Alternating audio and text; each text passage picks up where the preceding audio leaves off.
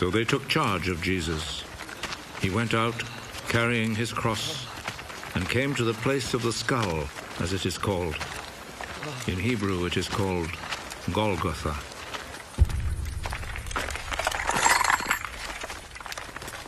There they crucified him, and they also crucified 2 other men, one on each side, with Jesus between them.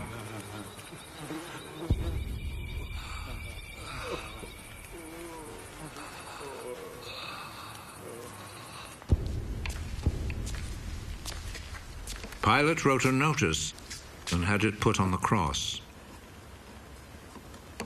Jesus of Nazareth, the King of the Jews, is what he wrote.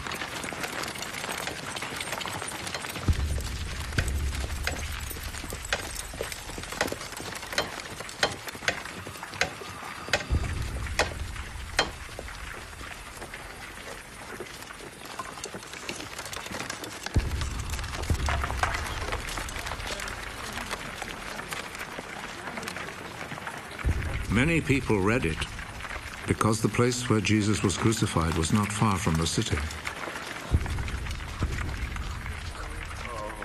The notice was written in Hebrew, Latin, and Greek.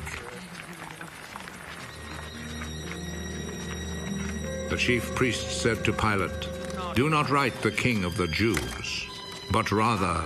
This man said, "I am the King of the Jews." What I have written stays written.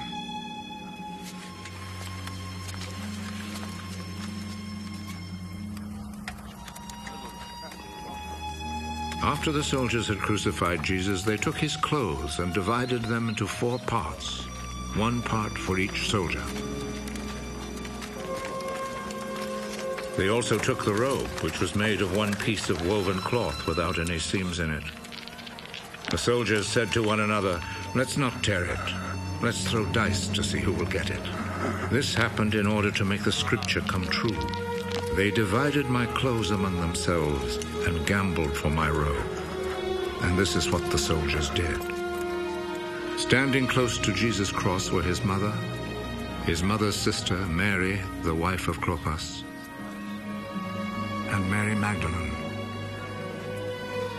Jesus saw his mother and the disciple he loved standing there. "He is your son." Then he said to the disciple, "She is your mother." From that time, the disciple took her to live in his home. Jesus knew that by now everything had been completed. And in order to make the scripture come true, he said,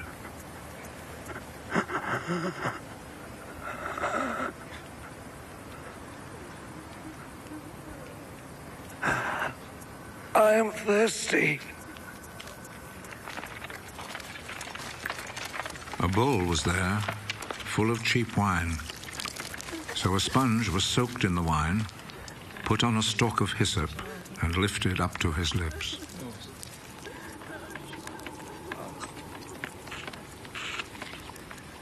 Jesus drank the wine.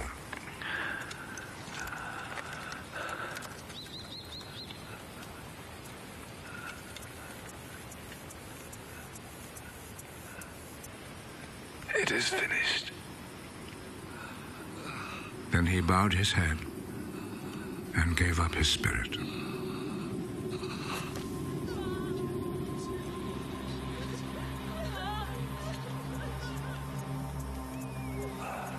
Then the Jewish authorities asked Pilate to allow them to break the legs of the men who had been crucified and to take the bodies down from the crosses. They requested this because it was Friday, and they did not want the bodies to stay on the crosses on the Sabbath, since the coming Sabbath was especially holy. So the soldiers went and broke the legs of the first man and then of the other man who had been crucified with Jesus. But when they came to Jesus, they saw that he was already dead, so they did not break his legs. One of the soldiers, however, plunged his spear into Jesus' side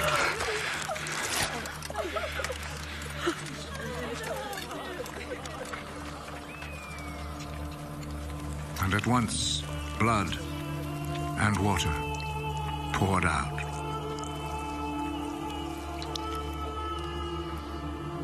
The one who saw this happen has spoken of it, so that you may also believe.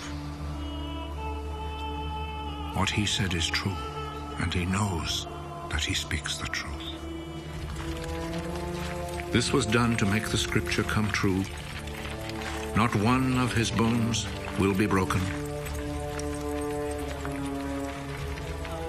And there is another scripture that says, people will look at him whom they pierced.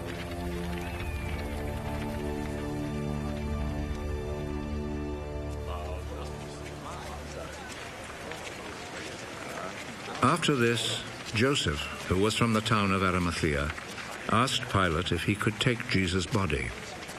Joseph was a follower of Jesus, but in secret because he was afraid of the Jewish authorities. Pilate told him he could have the body, so Joseph went and took it away. Nicodemus, who at first had gone to see Jesus at night, went with Joseph, taking with him about 100 pounds of spices, a mixture of myrrh and aloes. The two men took Jesus' body and wrapped it in linen cloths with the spices, according to the Jewish custom of preparing a body for burial. There was a garden in the place where Jesus had been put to death, and in it there was a new tomb where no one had ever been buried. Since it was the day before the Sabbath, and because the tomb was close by, they placed Jesus' body there.